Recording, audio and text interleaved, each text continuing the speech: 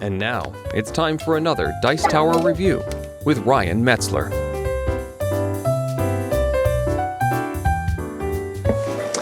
Hey everybody, it's Ryan Metzler here again, and today we're going to take a look at a game for which I did the Kickstarter preview quite some time ago, and the game has finally hit distribution. It's at Cool Stuff Inc. They're selling it, and apparently selling very well. That game is Robert Burke's Battle for Souls. Now, this is a game in which each player is going to represent either the side of heaven or the side of hell in trying to influence souls to come to their side, and doing so will grant them victory points. There are various other ways to grant victory points, but before I get into it too much, why don't we just go ahead and take a look at what comes inside of this box and how the game plays, and at the end I'll come back and sum it all up for you. Here you can see Battle for Souls all set up for a two-player game. Now just a quick note, this game can play one player, which is basically a race against the game to earn as many points as possible, and it will play four players, which is essentially the same as a 1v1 game, except for each player will have a partner who they're cooperating with in order to try and get the most points. Each person in this game is going to represent either hell on this side closer to the camera, or heaven on the side closer to me. And what you're trying to do is you're trying to use your components in order to best influence souls to come to hell or to come to heaven, and those souls will be worth victory points, along with various other cards throughout the game that will give you victory points additionally. Now each player is going to be using similar components. They're going to have a deck of cards here. On this side it's called the Temptation deck, that's going to have different mortal weaknesses: envy, gluttony, lust, wrath, wild, pride. You get the idea. Each of those a different type of mortal weakness. On the other side, you're going to have different types of virtues. So we have chastity, kindness, temperance, humility, same type of stuff, except for basically the opposite of what you're looking at on the side of hell. Each player is also going to have a deck of devils. These devils are going to give you the ability to influence these souls a little bit at the start of your turns, given that they're not already influenced by the other side. And on the opposite side, we have archangels, which are going to do the same thing. You're going to have a pile of victory point cards that you can earn throughout the game. You're going to have a pile of sin cards that you can get, or on the other side you're going to have intercessions, and these cards you'll be able to buy throughout the game using the unholy or holy points of these different souls. So they're going to be kind of a currency throughout the game in order to buy these cards, and these cards will do various things for you. For example, this one says once per game add one unholy point or subtract one holy point from all souls in play. So it's going to allow you to either add or subtract points, either your currency or your opponent's currency, from all of the souls that are currently in play in the center of the table. Other ones may be worth a victory point, can count as the same color border card as they have here. So for example, this one would be orange, and can be used to either give +2 to a greed, or +2 to a gluttony, or -2 to a chastity, or -2 to a temperance soul in play. So you can influence either your opponent's points or your own points by using these cards. But they will cost you 2 unholy points from a soul in play in order to buy one of them, and you'll see why that's important later.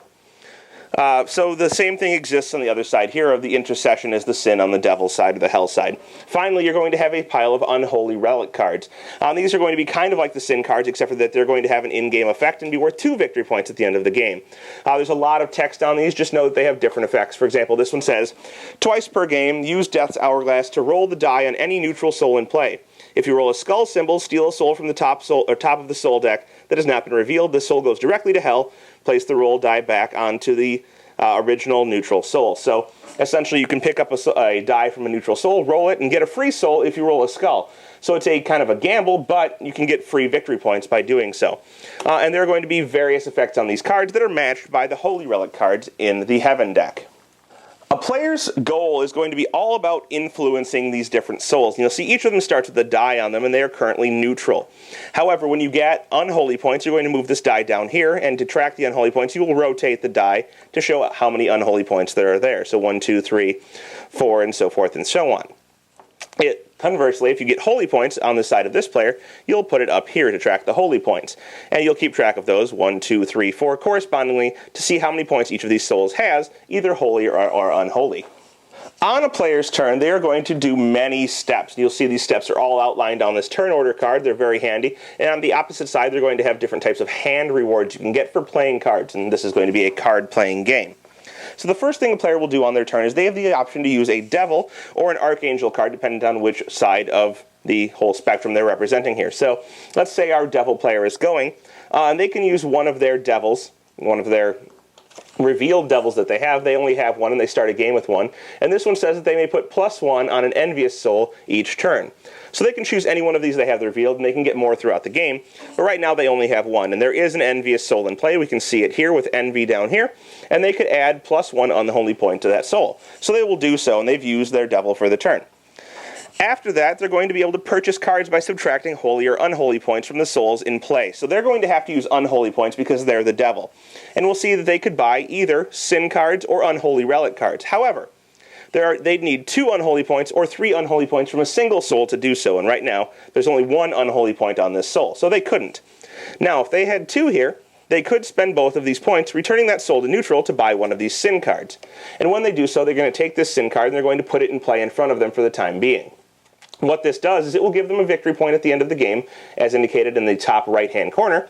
It can be played as a green card on this turn and this turn only, and during a later step of the game, it'll allow you to either add +2 unholy points to either an envious or a sloth soul, or -2 holy points to a kindness or to a diligent soul. And this is all written on the card at the bottom here.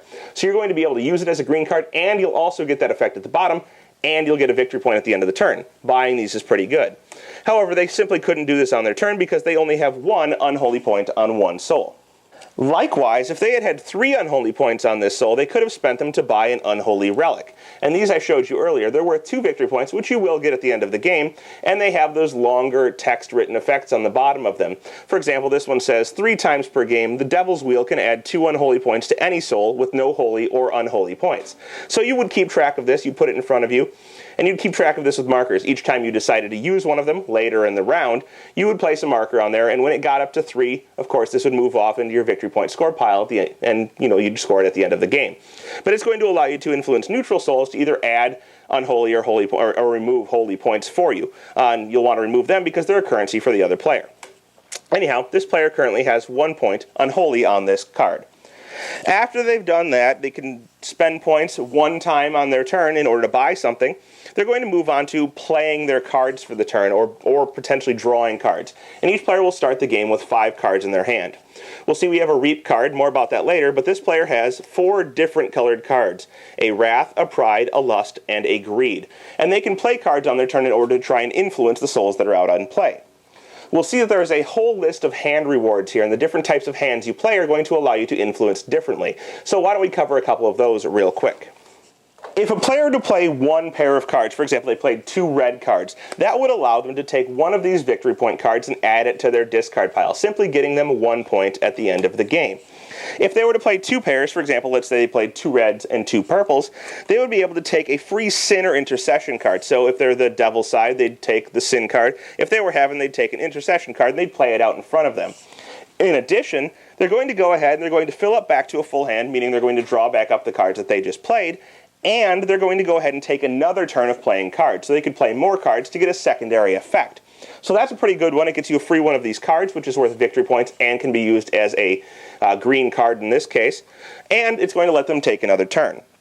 If they played 3 different colors, for example, these 3 cards right here, this would allow them to start influencing the holy or unholy points out on the souls.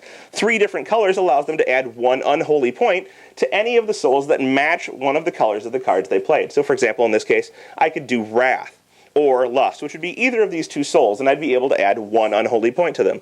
Say that I did that and I added an unholy point to Wrath. I would discard these cards, put them to the side, and of course that would be the end of my playing cards.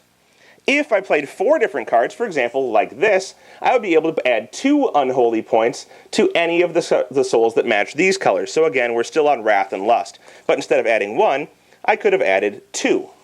Now that we're done with the different types of colors, we go on to the of-a-kind different types of hands. So for example, we have 3 of a kind. If I were to play 3 of these red cards on my turn, what I could do is I could add 3 unholy points to a soul that matches that color on, of course, the unholy side of the card. So Wrath in this case, and I could add 3 to this instead of the 2 that I did with the different colored cards. However, in addition to that, or as a choice opposing that, I could instead remove 1 holy point from any soul in play. So if my opposing player had 1 on this soul, I could instead remove a holy point, returning it back to neutral. So they won't have that point in order to either score the soul or to spend it on cards on their turn. The same is true for 4 and 5 of a kind. With 4 or 5 of a kind, I'm able to add 4 or 5 holy or unholy points, depending on which side I am, to the soul, or remove points from the souls up to 2 or 3 of the opposing player's points. In addition to that, I'm going to get a free holy relic or unholy relic, depending on which side I'm on. So if I were to play 4 or 5 of a kind, I'd get one of these cards for free, placing it in front of me to use throughout the game, and be able to influence the souls in the center. There's one final type of hand, which is a full house, 3 of a kind and 2 of a kind combined. When you do this, you also gain a free holy or unholy relic, but in addition to that, you're going to go ahead and you're going to be able to add 3 holy or unholy points to a single soul in play. So it's kind of like the 4 or 5 added for the 4 or 5 of a kind, but you're going to get, in addition to that, an unholy relic, and it's just a little bit less, because 4 and a 5 of a kind is a little bit harder to get. So, full house adds 3 and gets you an unholy or holy relic, 4 of a kind adds 4 and gets you an unholy or holy relic, and 5 of a kind adds 5 and gets you a holy or unholy relic. But all 3 of them can be used to subtract points from your opponent in play rather than adding points for yourself. Instead of playing cards, if you don't want to do any of that, if you don't want to influence the center, or you don't have the cards in your hand to really play in a way that's beneficial, you can just discard any number of cards from your hand, and basically they're gone. Or you can decide to draw 1 card from your deck and add it to your hand, but you can only do this if you have less than 8 cards. So you can draw up to 8 over time, but you may want to discard down simply because you don't need some cards and draw up at the end of your hand. After you've gone through that step, which is either playing, drawing 1 card, or discarding as many cards from your hand as you want, you'll move on to using intercession and sin card abilities. I already showed you these, but once per turn you can use these abilities during the 4th step of the turn. After that, you'll be able to use 1 holy or unholy relic ability. So after you've used either your sin or your intercession cards, you can use one of the abilities from these cards that you've gained throughout the game. Finally, you're going to move on to, well, I guess not finally, but next you'll move on to potentially playing a reap card. These are cards in your hand that I have not showed you yet, but these cards have specific rules governing when they can be played. To play these, you have to have at least 1 soul that has either 4 holy or 4 unholy points on it, or all of the souls have to be either holy or unholy, meaning none of the souls can be neutral. If you meet these, you're going to go ahead and you can play this reap card. And what this is going to do is it's going to get rid of all of the souls in play one way or the other. If a soul has 4 unholy points, for example like this, and you played a reap card, that card would immediately get sent to hell, and you're going to score the victory points for that card. If it were to have 4 holy points, like such, the same would happen for heaven. And if the card were to not have 4 unholy or holy points, so maybe it had 2 unholy, that card is going to go into purgatory, and it's just going to sit and score no points for anyone. So let's say this was the scenario and someone played a reap card. This card would go into hell, this card would come to heaven, and this card would go into purgatory. After this were done, we would replace all 3 of the souls, and they would all start off neutral, and we would have new souls to fight over for, trying to get them either into heaven or hell in order to earn the victory points. And they would all start at neutral with a 1 die on the center, as such. In this way, you can also kind of prevent players from getting victory points. If all of the souls had been trending towards good, and you were the evil player, but none of them had at least 4 holy points, you could play a reap card to clear the whole area, giving none of the points to your opponent, and simply clearing off all of their points that they could have used to buy cards or try and influence their cards further in order to get them later. So this can be played strategically. You have to kind of waste the card, but you can play it to prevent your opponent from scoring rather than scoring for yourself. After you've done that, you draw back up until you have 5 cards in your hand. So if you only have 4 cards left, you would draw back up to 5, or if you have over 5, you won't draw at all. Finally, you're going to end your turn, and it's going to pass to the other player, who will do all of the same 8 steps, from using one of their cards, for example, their Archangel out here, to going on and purchasing cards using the holy and unholy points, to moving on and playing their hand, or not playing and drawing, and so forth and so on, trying to influence these souls in play. Now, there's one more thing I didn't mention. If at any point you manage to get a soul from 6 up to 7 of these holy or unholy points, it's going to immediately get captured for your side. So if this player had 6 holy points on this card, and they played something to get it up to 7, it would capture this card and place it into their own scoring area. When this happens, they're also going to get a new Archangel card, which will allow them to use a different Archangel at the start of their turn in order to influence the souls in the center. And of course, you would replace the card out in the center and put it back to neutral. You're going to keep on in this manner until all of the souls in the game have been captured, either reaped or promoted to angels or devils, in order to score victory points. And so you're going to continue on playing through these, trying to influence them and kind of battle with your opponent, spending points to get new cards when you need to, but trying to get enough points to reap those souls into your own personal heaven or hell in order to score the victory points at the end. and you'll get points for these victory point cards you buy from the pairs, or the ones that you get from your Sin or Unholy Relic or Intercession or Holy Relic cards, as well as the souls that you reap, and whoever manages to have the most points at the end of the game through the best card play will be the winner.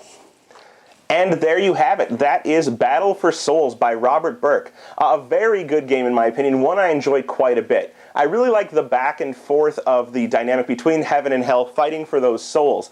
And I also like the fact that the currency in the game that you use to buy cards is also what you need in order to score victory points. Getting that currency all the way up to 7 and scoring victory points that way, or getting it to 4 and then using a reap card is going to be important. But at the same time, you can spend that in order to buy cards that will help you in doing so. So you kind of have to give a little bit in order to buy new cards, which will give you a little bit of victory point bonus, but you need to eventually accumulate that money in order to spend it in a different way in order to score the souls for your own side. With that dynamic, I think it plays out. It's a very interesting choice that you have to make over time. There's a nice back and forth between the two players, and the theme really matches with that kind of tug-of-war feel. So if that sounds good to you, check it out. That is Battle for Souls by Robert Burke. Thanks so much for watching the Dice Tower videos. Find more great videos and reviews, as well as our top-rated audio podcast at Dicetower.com. You can also find other great shows at Dicetowernetwork.com. I'm Eric Summerer, and you've been watching The Dice Tower. The Dice Tower is sponsored by Cool Stuff Inc., where you can find great games for great prices. Cool stuff in stock. Check them out at CoolStuffInc.com.